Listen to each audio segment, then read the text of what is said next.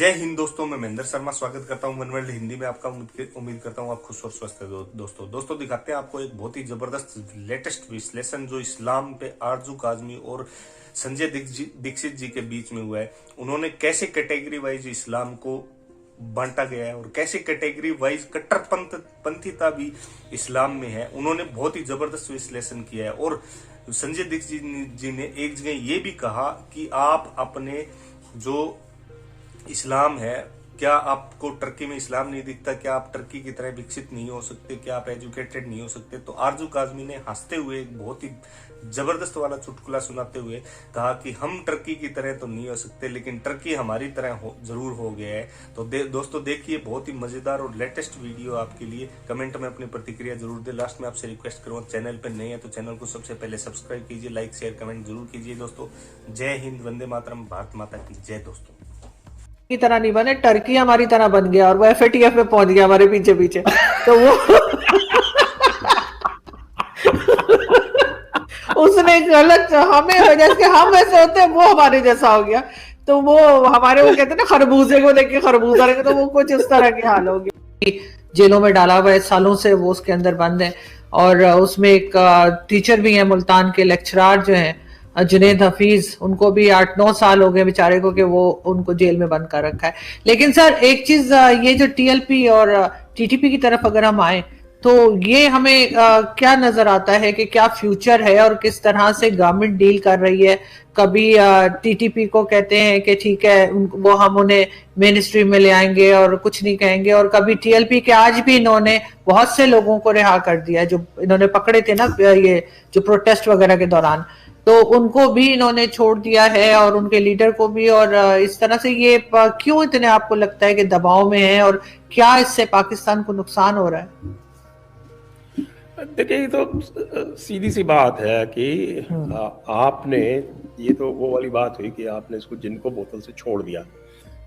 तो आप अगर शेर की सवारी कर रहे हैं तो वो रिस्क तो आपको लेना ही पड़ेगा। आपने जब इस्लाम के शेर की सवारी की तो वो रिस्क तो आपको लेना पड़ेगा ना। अब इसमें दिक्कत ये आ गई कि अब आप कौन सी शरीयत मानेंगे? देवबंदी वालों की मानेंगे या आप बरेलवी वालों की मानेंगे? अब अहमद रजा बरेलवी के जो काफिरों का जो उन्होंने कैटेगराइजेशन किया है, उसमें सबसे ऊपर आप जानते कौन आते हैं? नंबर 1 पे देवबंदी आते हैं। सही। और उसके बाद फिर अहमदी आते हैं, फिर शिया आते हैं, फिर चौथे नंबर पे हिंदुओं का नंबर आता है। ये हमारे अहमद रजा बरेलवी का कैटेगराइजेशन है काफिरों का। और देवबंदी जो है वो बरेलवियों को काफिर मानते हैं। तो एक वो आया था ना, एक स्किट था, वो किसी ने, आप पे कौन थे साहब, जिन्होंने वो एक बड़ी फेमस सी एक एड्रेस है, द काफिर फैक्ट्री, काफी वायरल है वो।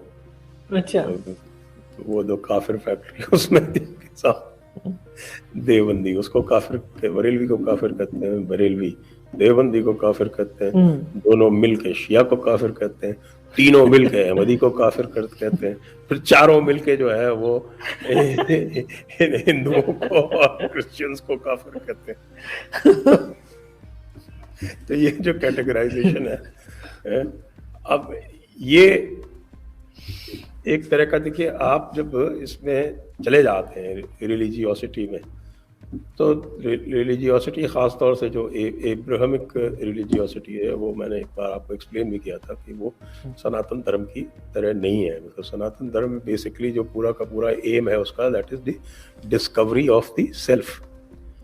और यहाँ पर तो सबको जन्नत चाहिए, हूरें चाहिए, और बहुत सारी चीज़ें जो यहाँ पर हराम है वो वहाँ उनको चाहिए जन्नत के अंदर। और तो ये सब, फिर यहाँ आपके लिए कोई भी रैशनैलिटी का कोई स्थान नहीं है। जो भी किताब में लिखा है, या बल्कि तकलीद का सिद्धांत आपके लागू है। आप तकलीद जानती हैं आप? نہیں سر، تقلید کس کو کہتے ہیں مجھے نہیں پتا. تقلید کہتے ہیں عقل کے استعمال پر پابندی کو. اچھا صحیح، وہ تو سر ہے، وہ تو آئی ایگری. یہاں عقل کا استعمال جو ہے وہ صرف عالم کر سکتا ہے. نہیں، یہاں تو سب نے تالا لگایا ہے عقل کو، وہ تو دیٹس ٹرو. وہ تو آپ کی جو حنفی فقہ ہے اس کا بیسک پرنسپل ہے کہ آپ جو ہے وہ جو بھی ریلیجن کا میٹر ہے. اچھا، اور باقی جو ہے وہ اسلام میں ہر چیز ریلیجن کا میٹر ہے. میرے خیال سے شاید ہی کوئی ایسی چیز ہو جو ریلیجن کا میٹر نہیں ہو. نہیں سر، یہ خاص طور پہ اسپیشلی پاکستان کے مسلمس کو آپ کہہ سکتے ہیں کہ ان کے اوپر ایک عجیب قسم کا اسلام آیا ہوا ہے، ورنہ باقی اسلامک کنٹری میں اتنی زیادہ حرکتیں بیوقوفیاں نہیں ہوتی جو یہاں پر ہوتی ہیں. پورے فتوے ہیں، میں تو دیکھ رہا تھا، میں تو پڑھتا رہتا ہوں ان کو. آپ ہنسیں گے کیسے، چھینکیں گے کیسے، کھانسیں گے کیسے، آپ باتھ روم کیسے جائیں گے، دایاں پیر پہلے بایاں پیر پہلے، ایسے ویسے، یہ سب چیزیں ریلیجنس کا میٹر ہے. But only for majority Pakistani اس طرح کی باتیں کرتے ہیں. آپ کو دوسری کوئی اسلامک کنٹری ایسے بولتی نہیں ملے گی آپ کو. ہندوستان میں بھی وہی ہے نا لوگ، اور کون ہے؟ وہی نا، جو ہندوستان پاکستان کے آپ کو ایسے ملیں گے، ورنہ باقی کنٹریز میں سے نہیں ہوتا. تو یہ جب اس طرح کی جب چیز آ گئی تو پھر تو کوئی لمٹ نہیں ہے نا، پھر کمپیٹیٹو انسینٹی ہو جاتی ہے. پریکٹیکل ٹرمز میں دیکھیں کہ بریلویوں کا کیا تھا، دے ور دی پورر ونس، جو آپ کے زیادہ غریب قسم کے تھے وہ دیوبندی جو آپ کے بریلوی تھے، اور نمبرز میں وہ اوور ویلمنگ میجورٹی تھے. لیکن ان کی بدقسمتی یہ رہی کہ ان کی جو بھی قیادت تھی، ان کی جو بھی لیڈرشپ تھی، وہ یہاں آئی نہیں، وہ انڈیا میں رہ گئی.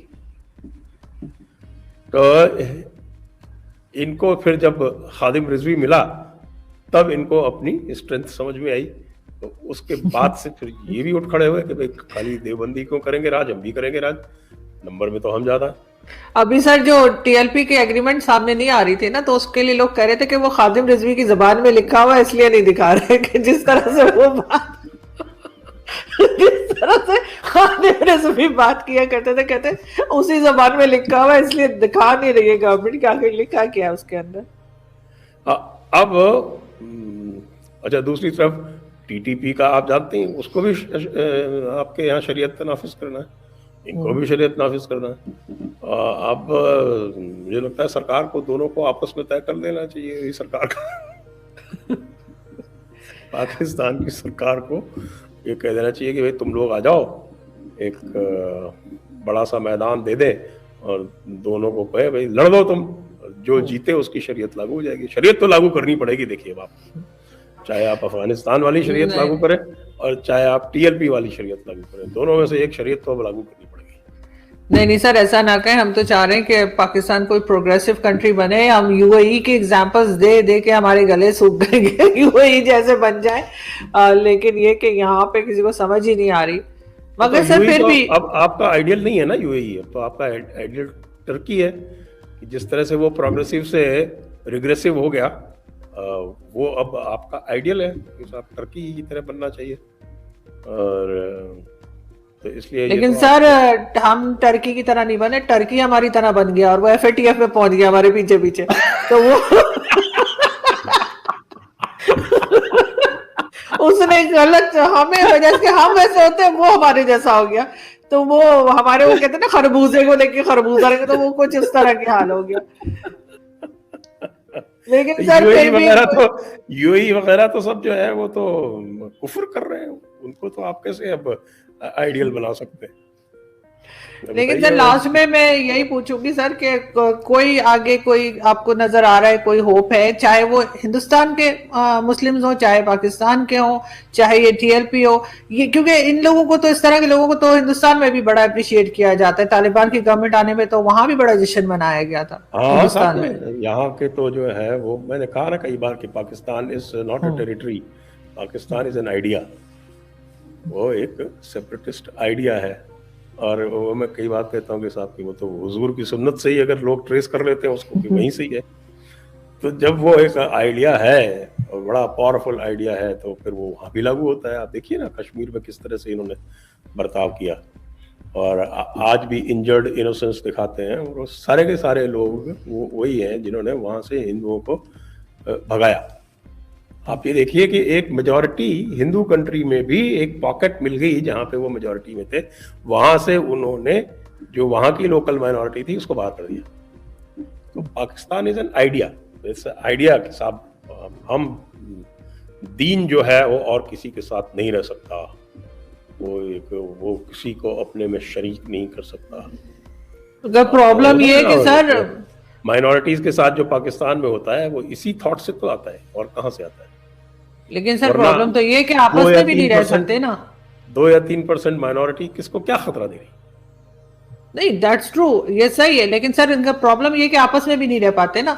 وہی جیسے یہ دیوبندی ہے, یہ شیعہ ہے, وہ سنی ہے, وہ احمدی ہے, یہ کر کے آپس میں بھی تو نہیں رہتے. تو یہ چیز جو ہے وہ ضرور ڈیمیج کر رہی ہے, اور اسلامک کنٹریز کو اسپیشلی, اور ان کو یہ سوچنا چاہیے کہ یہ کس طرف جا رہے ہیں. کہ باقی ساری کنٹریز جو ریلیجن کے اوپر نہیں بنی ہوئی ہے, ریلیجن کو اتنا زیادہ, مطلب ٹھیک ہے ریلیجن ہونا چاہیے لیکن سائڈ پہ ہونا چاہیے. کنٹری میں آپ ساری چیزیں اس کے اوپر نہیں چلا سکتے. ایجوکیشن پہ ہونا چاہیے, اکانومی پہ ہونا چاہیے, وہ کام یہاں نہیں ہو رہے ان کنٹریز میں, نہ افغانستان میں نہ پاکستان میں.